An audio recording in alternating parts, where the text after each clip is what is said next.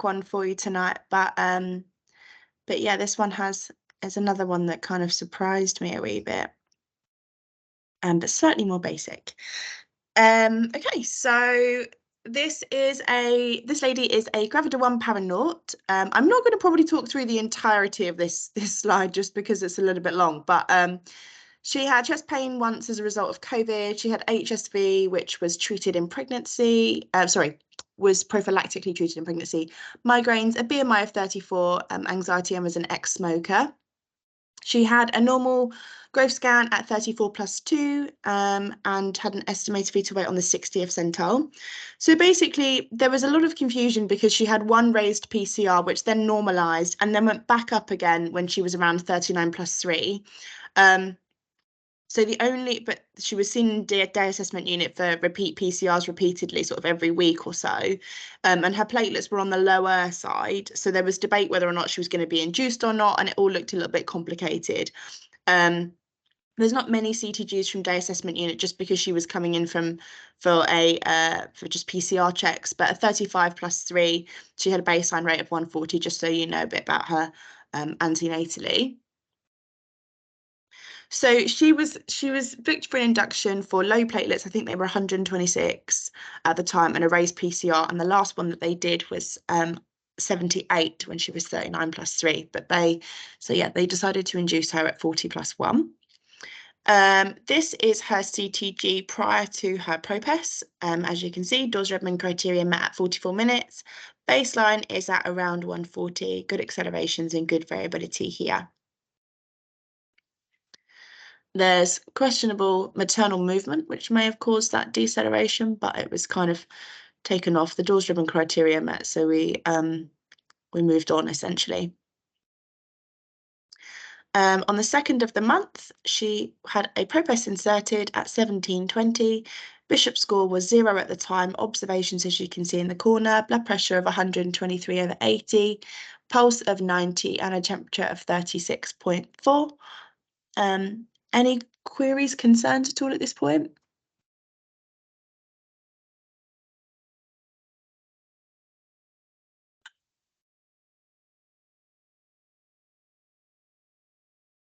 No. No? Perfect. Okay, this continues. Oh, sorry. No, it doesn't. That's a complete lie. So this was at 17:50 p.m. She's put back on the monitor at around 2300. There was obviously noticeable loss of contact here, and it did look like a deceleration. So a quick examination was done. She was found to be 4 centimeters dilated, and the PROPES was removed, and she was transferred over to labour ward within the 5 minutes of the decel occurring. Lots of loss of contact on the beginning of the CTG. Looks quite accelerative, but need more CTG, I think, here to properly determine our baseline and see what else is going on. Also, if you can look at the bottom, it looks like a lot of uterine irritability here. So definitely needs a bit more of a clear picture when we're trying to make our assessment on this one as well. This was her CTG. So we're now going into the 3rd of the month, so should be 40+2 now. Went out to the toilet in the middle of this one here around the second blue bar that you can see. Blood pressure has risen to 145/93 with a pulse of 98, temperature of 36.4 and a respiration rate of 17. And she's contracting sort of 4 to 5 in 10 here. Baseline remains what looks to be around 140, 145. But yeah, lots of loss of contact.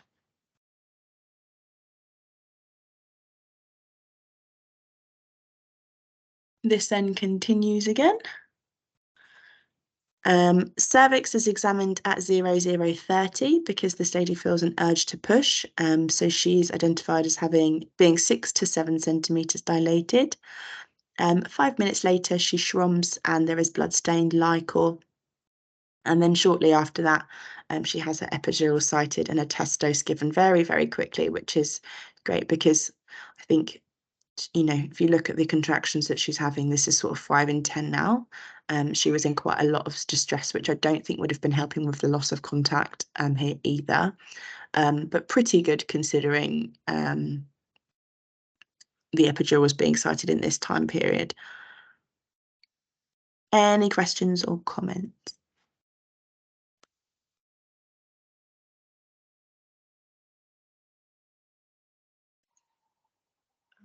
Was tubulin considered with this amount of contractions and now rupture of membranes or review?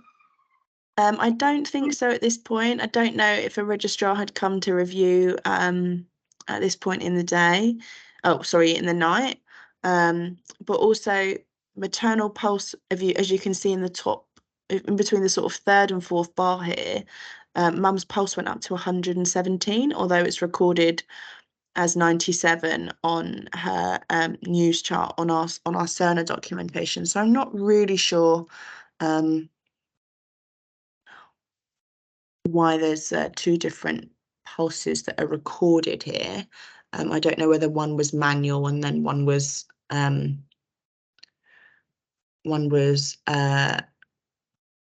measured using our Dynamaps. But from my understanding, no, terbutaline wasn't considered at this point.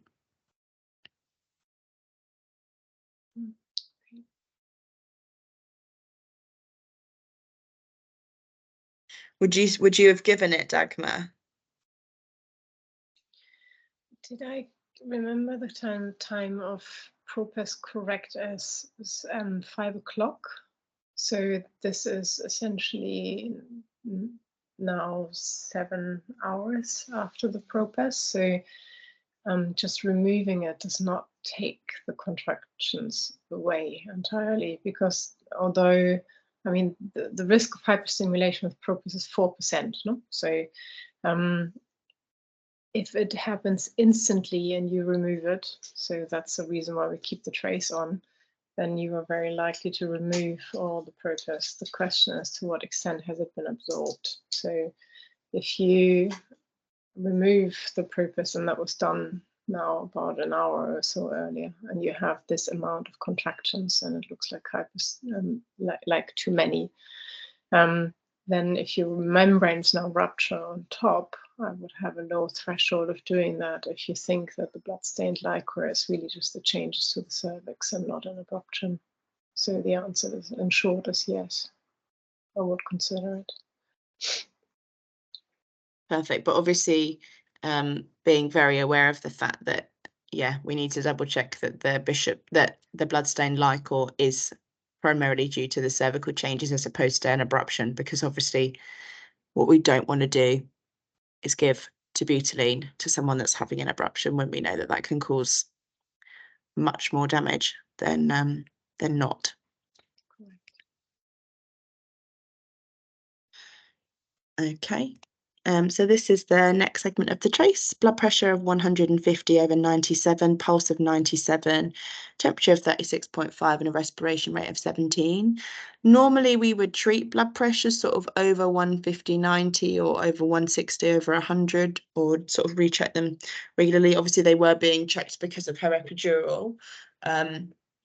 So it kind of, and the epidural was working well from my understanding in the documentation. So the reason for this blood pressure increase, is it something more sinister, or do we know why this blood pressure has gone up? And is actually that PCR reading giving us an indication that this could be somebody with preeclampsia that we're just is just coming up a lot later on in her pregnancy? Still sort of contracting 4 in 10 to somewhat 5 in 10 here, but baseline still remains stable and as it was.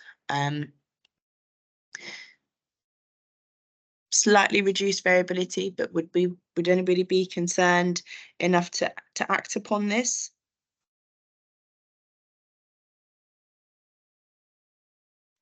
When was the last time of cycling? Because uterine activity, the alternative is, if it's not abruption, if it's not the kind of ProPES, then it's an infection. No? So just because the pulse rate is also kind of high, but it might honestly just be because she's contracting like a super trooper. I can't remember when there was cycling the last time. So this is the previous slide. Which looks like a lot more variability, and now lesser. So therefore that might still be part and parcel of cycling. just to be observed, because that's the alternative. No? Perfect. So we continue. Blood pressure seems to be coming down now, which is good. And pulse came down to 86. But then half an hour later, pulse rate's gone back up to over 100. That was at 2:30 in the morning, and at around 2:34, she had an epidural top-up, I believe. And I believe this was done by the anaesthetist. This wasn't one of the, sometimes people document, we have, if you aren't, somebody's working at Croydon, we have PCA pumps for our epidural analgesia.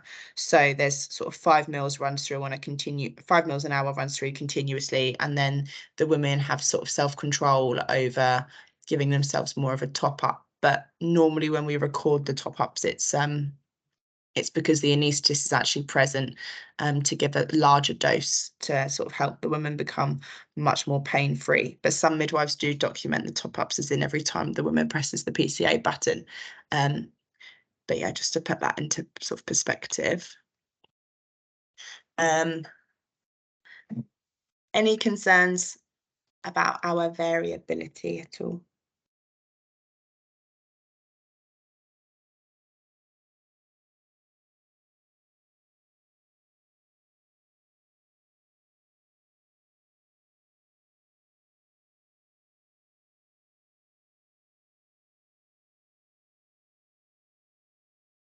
How long would we consider sort of reduced variability to continue for us to be able to classify this as normal without presence of cycling? You know, Cara, for me, it is more of contraction issues again. So if we wanted to give terbutaline, last slide, I would, or the slide before, yeah. This one? I would be more, like now the variability is still reduced. I would give terbutaline because, again, the same with the quick dilatation from 3 to 7 with these contractions, with the decelerations, with decreased variability. I think the baby needs a bit of a rest, really. Yeah. Yeah. Perfect. And also this almost sort of reduced variability. It is sort of borderline, isn't it? But this segment here particularly is 45 minutes. And then if you add another 45 minutes, that's essentially 90 minutes now of reduced variability. And the decelerations that we can see here, they are late. So they are happening, or they're starting to sort of go down to the nadir immediate, well, in the middle of the contraction as well. So this baby is sort of telling us, although not completely obviously, this baby is definitely telling us, okay, there is some stress there. But I think this is one where if you were to look at it from a bit further afield or further away, it wouldn't necessarily be as obvious. But if you do look at where the baseline does sort of go down to around 120 or very close to, or slightly shallow, aren't they? But they are happening just following a contraction, from what I can see anyway. Let me know if you disagree, but slightly subtle changes that may go more unnoticed. But also taking into account our human factors here, it is 2 o'clock in the morning, so we're sort of halfway through our 12.5-hour shift. I don't really know what else was going on the unit at this particular point, but it's not something we would necessarily jump to and say, okay, we need to do something about this. But just little things to be made to sort of aware of. Okay. Yeah, it's not the worst deceleration. It's not the worst decreased variability with a stable baseline. So yeah, I mean, it's not something that is crying at you, but at the same time, it is better to anticipate the next step that the baby wants to do, really. Yeah, absolutely. Absolutely. So this baby then throws a big curveball. Obviously we have a sort of large deceleration here at 0240. At 0245, she is examined and found to be fully dilated. And then terbutaline was given, and the plan was to transfer to theatre for a trial of caesarean section. I think, would anybody else have waited a little bit longer before maybe transfer to theatre? I know this is a conversation we have in our perinatal meetings very frequently about when to transfer to theatre from triage, when to transfer to theatre from labour ward. And some people are very much of the opinion, let's give the terbutaline and then we can always go to theatre and come back out of theatre, which is something that's not very frequently done with us at all if things do sort of start to improve. But some people would maybe wait a little bit longer to see if the terbutaline comes into effect. She's still contracting sort of 4 to 5 in 10 in this specific segment. And we do have what looks very much like a subacute hypoxia here. Considering our baseline is 140, realistically, how much time in this 20 minutes does this baby spend at the baseline? Anybody want to? I'm so sorry. I don't follow the rationale. Why do you go to theatre at all? I mean, why don't you stay in the room to kind of see if the terbutaline shows the effect? So we do know that 10% of women have normal onset of labor, so not induced, no, or nothing essentially kind of going on. Subacute hypoxia. That's a normal number of normal labor. So you know that you have been kind of contracting like a super trooper. You're now fully. So there's probably, I have no idea what the VE findings are, if there's more head compression or, if she has essentially still the urge to push because she had it at 6 to 7 centimeters, I don't know, but all of that might be contributing. So therefore you now have essentially the baby saying, well, I've been holding on here. And I've probably been depleting some of my reserves. And now that there's essentially second stage reached, all of that is aggravated. So therefore you think that there's no abruption, you think that there's no infection, you knock it off with some terbutaline. Why do you need to go to theatre at all? So I can't follow the rationale. Why don't you just wait and see? Because how long does it take for you to get to theatre if you really think that is something that you can't deliver in the room? And depending on when the VE findings, if you think you can deliver in the room, again, why do you need to go to theatre at all? So I can't follow the rationale. I think the position of this baby was spines. Well, sorry, this station of the baby was spines. I'm when you essentially got fully. So you give terbutaline, you see what the kind of result is, but why do you go to theatre? So the likelihood of not working for terbutaline is actually very slim. So why the transfer? Why not the waiting? Sorry, Mr. Naguib. No, Dagmar, no. If I was on the ground on this situation that I'm seeing in front of me, personally, I would give terbutaline and go to theatre. Okay. And not go to theatre and come back. I agree with you that there is no rationale of going back to the room at full dilatation. So personally, I would go to theatre, start pushing in theatre, or wait till it settles down and examine. In most situations, I am in +1, +2. Yes, I agree with you. If you want to wait completely in the room, I in this specific situation, in this CTG here, I am more worried with the previous 90 minutes maybe that I am having less variability, having deceleration. I would be more inclined to go to theatre and terbutaline and go to theatre and deliver. The variability in between the bit of the terbutaline looks okay. So at the just from the snapshot that I'm getting here, I would essentially just say give terbutaline and wait. But yeah, I guess that is different in every hospital, and it also depends on space and timelines and busyness of the units. But yeah, so that's fine. Yeah, it's not a clear cut. I agree with you. It is not. And also it depends on the person on the ground. and the level of an anxiety. So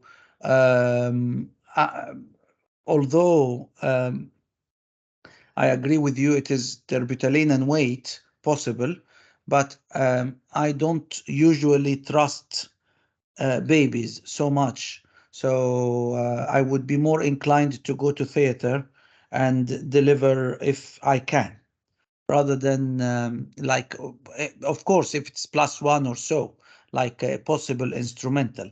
Of course, if it settles down, I would, and the unit is not busy, I can give it a little bit of time in theater and push in theater and so on.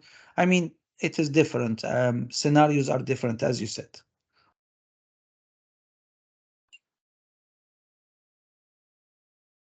Cara, just to confirm, this baby is spines OA? OP? Yes. OA. Okay. Thank you.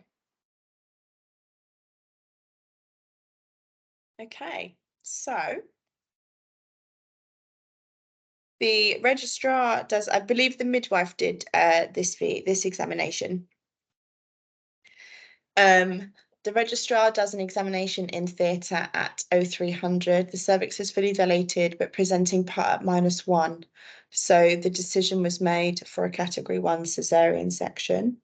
Top up was given for spinal at around, I think, 305. And then, yeah, knife to skin at 0314 and knife to uterus at 0318. This lady unfortunately lost a litre, and the fetal heart rate had significantly deteriorated whilst in theatre. So this baby did not recover back to baseline from pretty much when we moved, essentially. So if you think, if we go back to sort of cord gases and APGARs, pH with a subacute hypoxia tends to drop 0.01 every 2 to 3 minutes. If we go from 0240, where the subacute hypoxia tends to start, that's 40 minutes later that this baby's possibly been in that hypoxic environment. I don't know if anyone's good at quick maths, but what would we guess our APGARs and gases might be for this baby?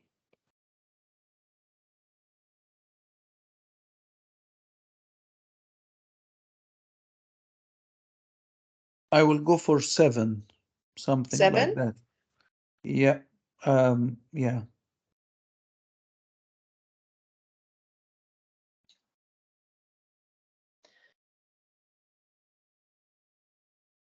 So regarding math, if you think that an kind of compromised baby has an arterial 1 of 7.25 and 40 minutes is essentially a drop of 0.15. So therefore then it would essentially be at 7.1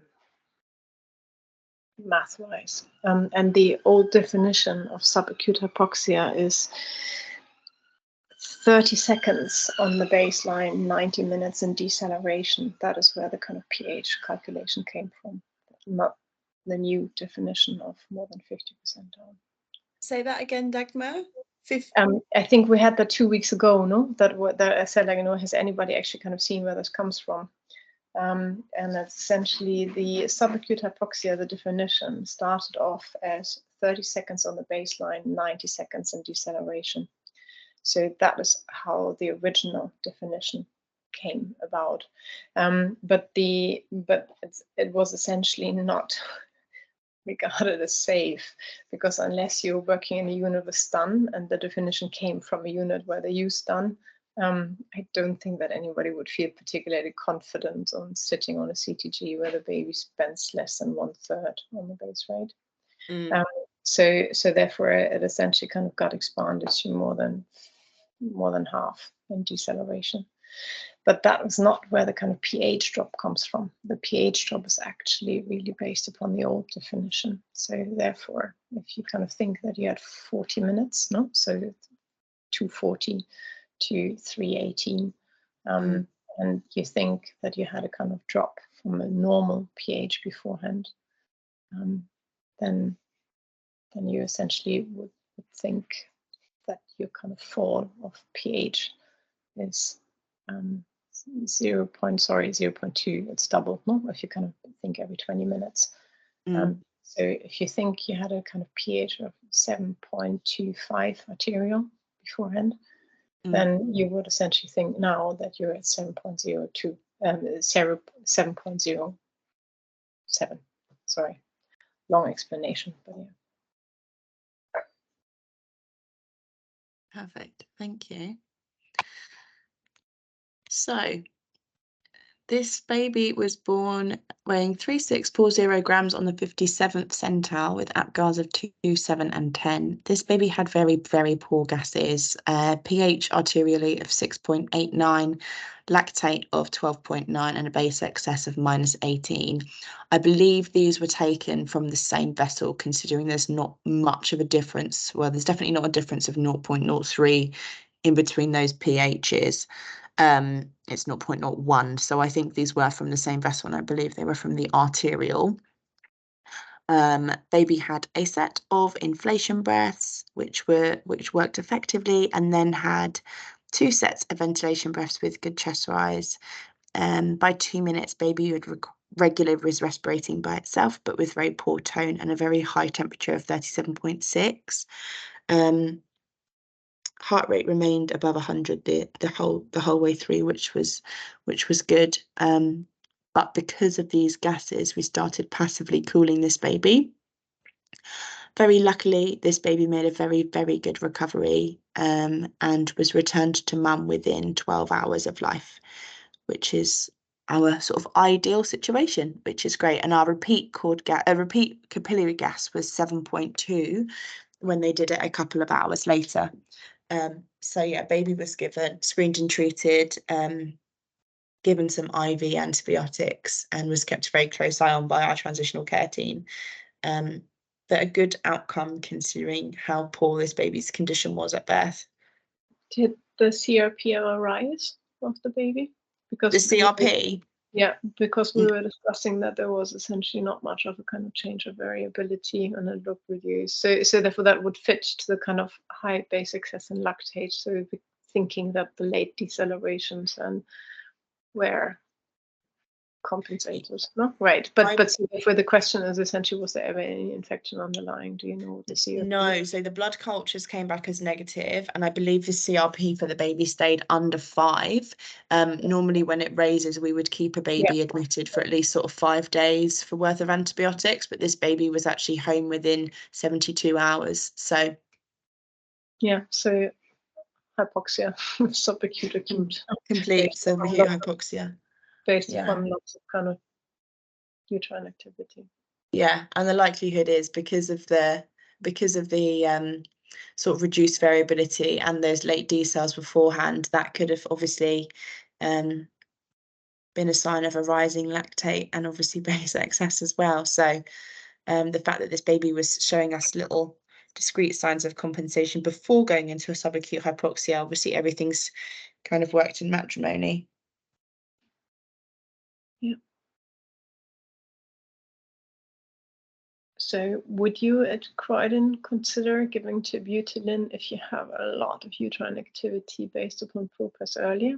Or do you essentially always use ProPES routinely for every induction of labor? I mean, she was really not favorable, no? She had a Bishop score of 0. So yeah, right. So she with if we've got women that are obviously ARMable when they come in for induction, then we do try and use an ARM as our first sort of line, if you like. Obviously we don't like to do that on primips, because sort of ARMing a primip and then starting symptom just doesn't really give the sort of best opportunity, if you like, to progress. But ProPES is always our sort of first line, unless obviously medically indicated otherwise. So for our babies that tend to be RUGR and whatnot, there may be a different method, or for VBACs we would use Dilapan or a Cook's balloon as our method of induction. But yeah, for somebody like this lady, that would always be our sort of first line.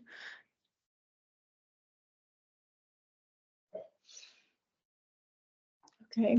I think I think the question of Dagmar was consider terbutaline, if I understood it right, Oh, sorry. When she was contracting too much.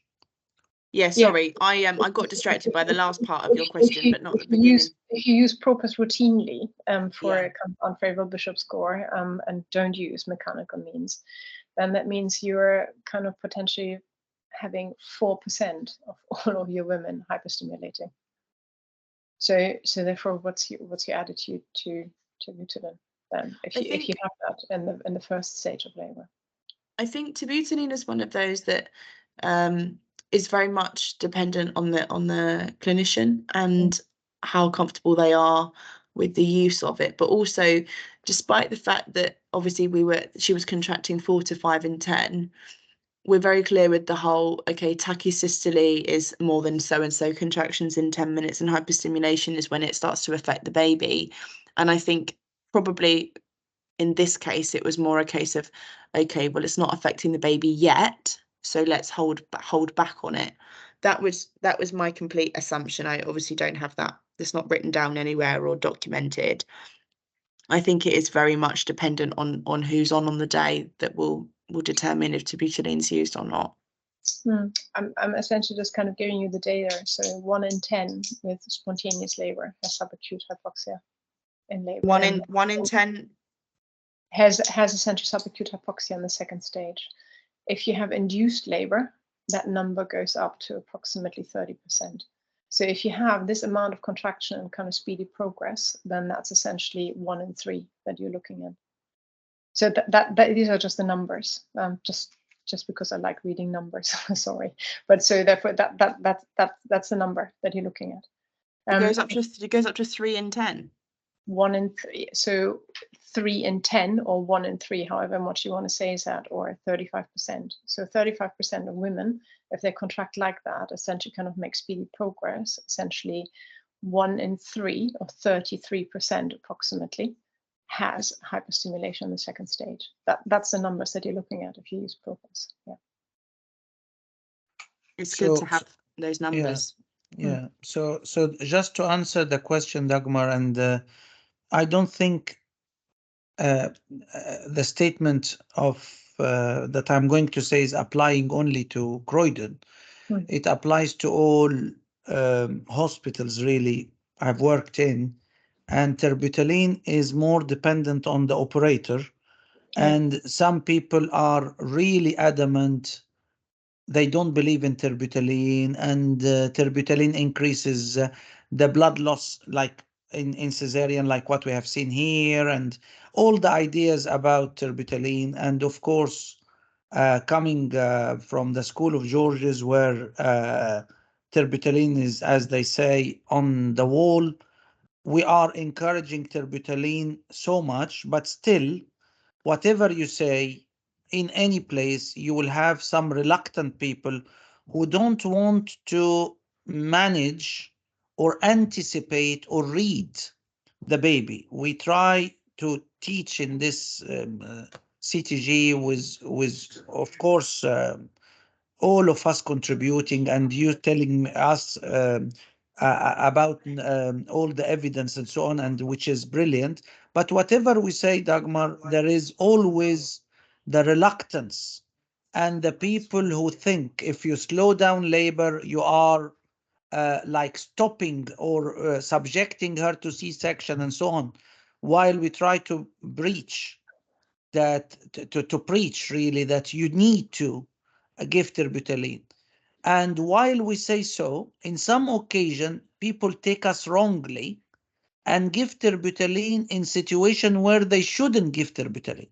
So, I mean, again, it depends on the operator, the how sometimes I see it, or I say it as the clinical intelligence.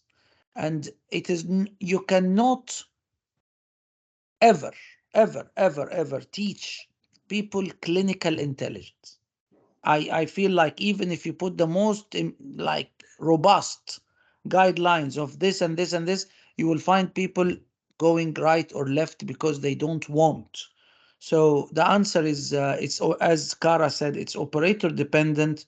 We are preaching more and more to give terbutaline over the last, maybe I would say 8 years or more, but still people are coming from units where they don't want to use terbutaline, or they are so adamant terbutaline is a harmful drug. You know, every drug, regardless of how good it is, also has negative side effects, and I think that that's therefore true. And don't get me wrong, you know, never throw a stone when you sit in a glass house. And I surely have made many mistakes myself. So therefore, I'm not trying to kind of point fingers or criticize. That's not the purpose of any of this kind of teaching. It's all about kind of sharing, learning, and what we would be doing differently, and hence my question. So it's no criticism implied with that.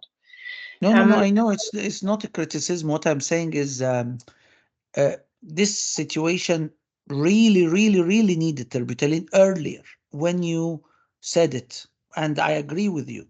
But some people think that you slow down the train and you are going to subject her to cesarean because you slowed it down. It's not a criticism. I'm telling you, it is a method of thinking of some people, not not right, not good, not good, not bad. I'm not saying criticism to the person or to anybody, really. No. Okay, and then just as a last bit of wisdom, there is an antidote for terbutaline. So for people that really think that this is what causes the PPH and that it's not manageable with active management in form of what, let it be syntocinon, ergometrin, or there was nothing that said asthma, but or kind of carboprost. If none of that essentially kind of keeps your PPH under control. So if you really think it's terbutaline that makes it difficult, then it's propranolol. So it's a direct antidote. It's a direct kind of receptor kind of antagonists. So therefore they fight about the same place on the receptor. So therefore, if you ever wanted to kind of knock off terbutaline, then give propranolol 1 milligram intravenously. So with your anesthetic team, and then you quite literally have none of the terbutaline in the system anymore. So that seems to be also something that's forgotten. But yeah, it has a direct antidote. How quick does that take to kick in? It's given intravenously, and it's quite literally really fast. So it just needs to kind of be administered by the anaesthetist whilst you're doing the cesarean section. So normally there is no kind of increased PPH risk because you would actively manage the labor. So it's also very difficult to distinguish in any of the data. Is it because of the subacute hypoxia, so the incredibly fast contractions that obviously are not just knocked off, that kind of exhausted the uterus and now you have a PPH, or is it the kind of terbutaline? But there is no kind of direct link to use of terbutaline and PPH. It is, well, the circumstances. But if you really felt it is the terbutaline and you can't counteract it with active management during a cesarean section, then propranolol is the antidote, and it only requires 1 milligram intravenously.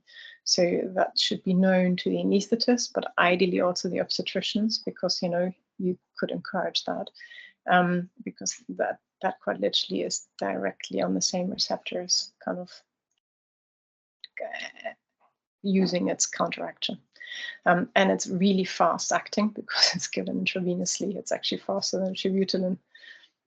Yeah, because the majority of kind of studies that looked into how fast does terbutaline act, it's you and I with our observations are probably more reliable, because the studies about terbutaline are intravenous use. And there it has been kind of checked every 15 minutes. So 15 minutes, half an hour, 45 minutes, an hour. And then you can essentially kind of see how it works. But you and I, when we look at CTG traces, it's normally that terbutaline acts faster than 15 minutes. You would like it also for acute hypoxia to work faster than 15 minutes. And this is where you have the studies. They essentially have their timelines of measuring. But it essentially also goes out of your system within an hour or two, depending on body weight and kidney throughput. But one of the things that never seems to be talked about is the antidote, because it does exist. Yeah, I don't think I've ever seen it used. Yeah, so it depends on, I think, teamwork, and essentially how you kind of go through learning from cases, no? Because ideally you have an anaesthetist involved in any of this. It's similar to when you have a spinal top-up and you really don't want to have any. You have 1 in 5 kind of has a drop in blood pressure. So 1 in 5 women is a significant number, no? And you have essentially kind of CTGs where you think if you knock off my perfusion pressure from the placenta, then I quite literally have a significantly worse outcome to the baby. So please don't. And then it's essentially about anaesthetists making sure, and they're good with drugs, far better than we are, to kind of make sure that you don't knock off the perfusion pressure from the placenta. And you know, metamizole. So do we use it frequently? But we should. But that is quite literally something that keeps your blood pressure okay when you kind of do a spinal top-up. So it is maybe a kind of learning together that is the emphasis upon all of this. But yeah, all of these drugs have their little kind of counteractive means. Yeah. So Cara, the important message here is maybe 2 things really: is early use of terbutaline, number 1, in when we think there is this kind of early signs of subacute hypoxia. The second thing is, if you give terbutaline, as Dagmar said, you have the propranolol as the antidote. But if you are doing a section, communicate with the anesthetist. I have given terbutaline. Can you please, as soon as I deliver the baby, give some ergometrin or hemabate or whatever to reduce the blood loss? The third thing is maybe the gases, because I feel like, as you said, they are from the same thing. And if maybe we got it from the 2 different things, we could have not passively cooled, because I don't know, but maybe the passive cooling also, I don't know who is passively cooling nowadays. It is not the usual practice. I don't know. I need to see, because I know that people are having this criteria A and criteria B for cooling. So I'm not sure the passive cooling might also have an impact on referring such cases to HSIB. So it is important to understand the rationale, especially with something like that where the baby returns back. So does it fit the criteria for HSIB or not? And this kind of thing. So I mean, taking care of the gases taking is important as well. So a few important points which are very good in such case discussion, and thank you for that. You know, it's very good. Perfect, thank you. Wonderful. All right, everybody. Well, hope you enjoyed that, and I'll see everyone next week. Sorry, Cara, for the reference, you know, maybe it's just me, but I'm just typing that into the kind of communication. So the reference for the kind of subacute hypoxia frequency is Albertson.